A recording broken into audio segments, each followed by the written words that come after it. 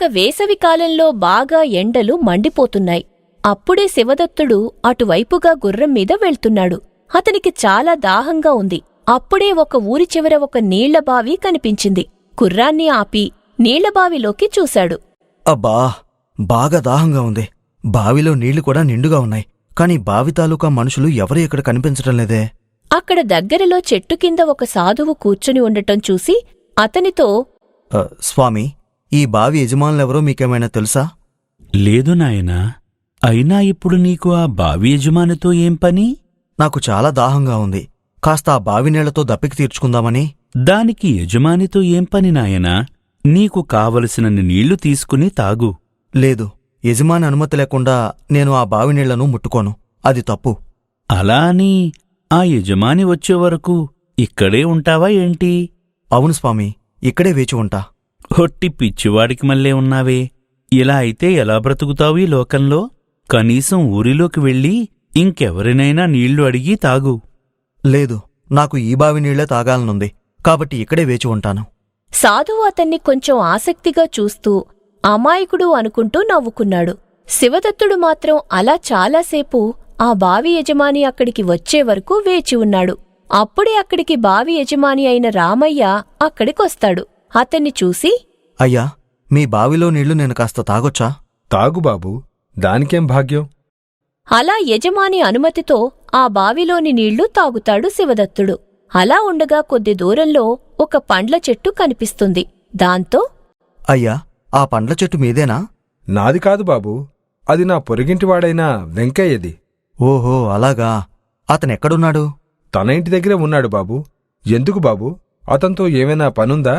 అది నాకు కాస్త ఆకలిగా ఉంది.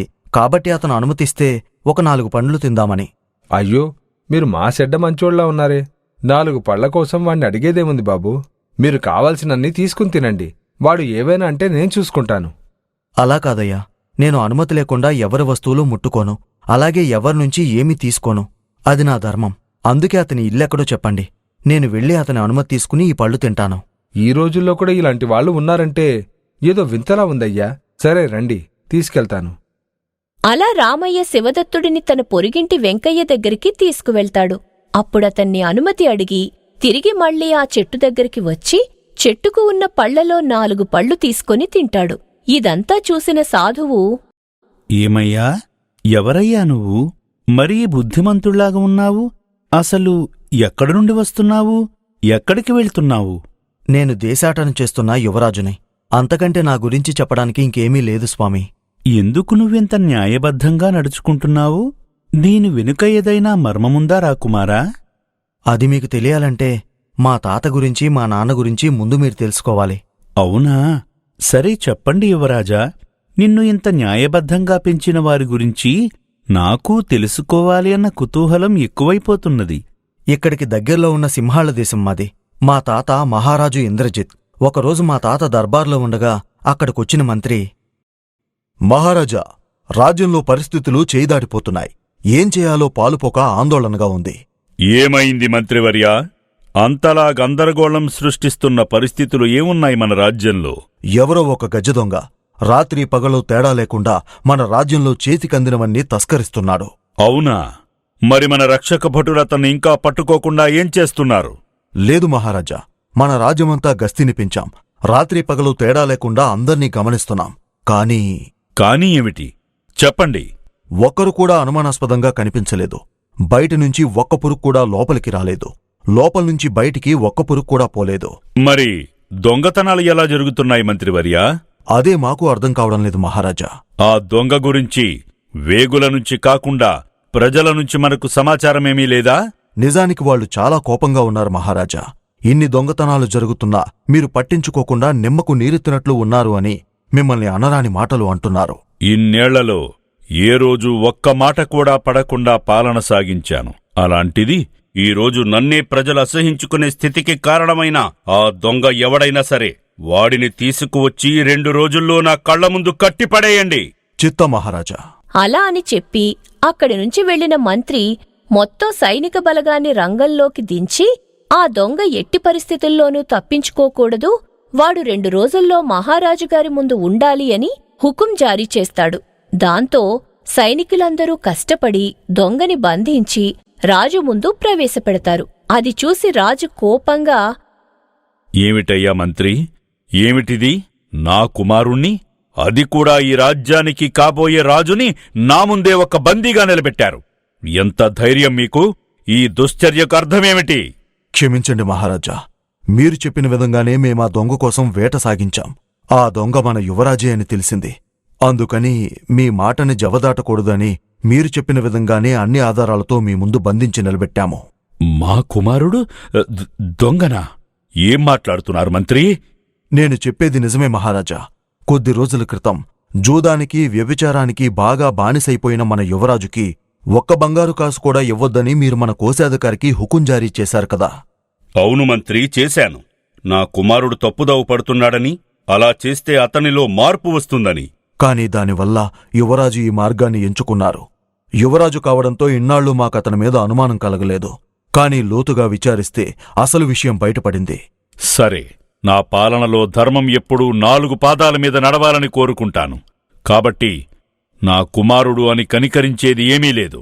మన రాజ్యం నడిబొడ్డున అతన్ని వేలాడదీసి ఉరితీయండి. ఇదే నా తీర్పు. ఆ తీర్పు విని ఎవ్వరికీ నోట మాట రాలేదు. కాని రాజాజ్ఞని పాటించడం తప్ప వారికి వేరే మార్గం ఏమీ కనపడలేదు. దాంతో రాజుగారు చెప్పినట్లే రాజ్యం మధ్యలో యువరాజుని వేలాడదీసి ఉరితీయటానికి ఉరికొయ్యను సిద్ధం చేశారు. ప్రజలందరూ చుట్టూ నిలబడి చూస్తున్నారు. ఇంతలో మహారాజక్కడికొచ్చి ఆగండి అని చెబుతాడు. నా కుమారుడికి బదులుగా నన్ను ఉరితీయండి. మహారాజా, ఏమిటి మీరు మాట్లాడేది? మీరు విన్నది నిజమే మంత్రివర్యా. నా కుమారుడు ఈ రోజులా ఉండటానికి మొదటి కారణం నేనే. నా పెంపకమే సరిగా ఉండి ఉంటే ఈరోజు ఇలాంటి పరిస్థితుల్లో నా కొడుకు ఉండేవాడు కాదు. కాబట్టి శిక్ష నాకే పడాలి. కాని ప్రభూ, అది చుట్టూ ఉన్న జనాలు, ప్రభూ, ఇది మంచి ఆలోచన కాదు, యువరాజునే శిక్షించండి అని రకరకాలుగా అరవసాగారు. ఇదే నా ఆజ్ఞ. ఇక శిక్ష విధించండి. నానా, నన్ను క్షమించండి. నేను చేసిన తప్పుకు మీరు శిక్ష అనుభవించడం న్యాయమైన పని కాదు. ఆ శిక్ష నాకే విధించండి. లేదు నాయనా, ఈరోజు ఇక్కడ జరిగిన సంఘటన నా రాజ్యం మొత్తం మీద ఒక గుణపాఠంలా అందరికీ గుర్తుండిపోవాలి. అలా ఆ రోజు జనమందరూ చూస్తూ ఉండగా మా తాతగారిని ఉరితీశారు. దాంతో మా నాన్న ఎంత పెద్ద తప్పు చేశారో ఆయనకి తెలిసొచ్చింది. రాజ్యం మొత్తం శోకసంద్రంలో మునిగిపోయింది. ఆ రోజు నుంచి ధర్మబద్ధంగా ఎలా బ్రతకాలి అన్న కొన్ని శిలాఫలకాలు వేయించి రాజ్యం మొత్తం స్థాపించారు. మీ తండ్రి ధననందుడు ఏమయ్యాడు మరి? ఈ సంఘటన జరిగిన కొద్ది రోజులకు ఒకరోజు నా దగ్గరికొచ్చి, నాయనా శివదత్త, మీ తాతగారి జీవితమే నీకు ఆదర్శం కావాలి. నువ్వు మీ తాతగారిలాగానే ఈ రాజ్యాన్ని పాలించాలి. ధర్మాన్ని 4 పాదాల మీద నడిపించాలి. ఎప్పుడూ న్యాయం వైపే నిలబడాలి. ఎలాంటి చెడు వ్యసనాలకు బానిసవి కావద్దు. నీ పాలనలో ఈ రాజ్యం సుభిక్షంగా ఉండాలి. ఎప్పుడు ఈ చెడ్డ తండ్రిలాగా మారకు. ఈ చేతకాని చేవలేని వ్యసనపరుడైన తండ్రిని స్మరించుకోకు అని చెప్పి తర్వాత ఏమైందో చెప్పండి యువరాజా. వరలోని కత్తిని తీసి తన తలని నరుకుని ఆత్మార్పణ చేసుకున్నారు. అయ్యో, ఎంత పని చేశాడు! మహారాజు చేసిన పనివల్ల మీ నాన్నలో పరివర్తన వస్తుంది అనుకున్నాడు. కాని మీ నాన్న ఒక నిర్దోషి ప్రాణాలు పోవడానికి కారణమయ్యాడని పశ్చాత్తాపంతో కృంగిపోయి అలా చేశారు. అందుకని ఇప్పుడు నువ్వు ఇంత న్యాయబద్ధంగా ధర్మబద్ధంగా బతుకుతున్నావన్నమాట. అవును స్వామి, నా జీవితం నలుగురికి ఆదర్శం కావాలే తప్ప నలుగురిలో నవ్వులు పాలు కాకూడదు. నలుగురు నన్ను వేలెత్తి చూపించేలాగా బ్రతకూడదు అని మా తాతగారి జీవితాన్ని ఆదర్శంగా చేసుకుని ఈ రాజ్యాన్ని పరిపాలిస్తున్నాను. భళా రాకుమారా, భళా. నీనుంచి నేర్చుకోవలసింది చాలానే ఉన్నది. క్షేమంగా వెళ్ళి ధర్మంగా పాలించు. అలా శివదత్తుడు అక్కడి నుంచి రాజ్య పర్యటనకు వెళ్ళిపోతాడు.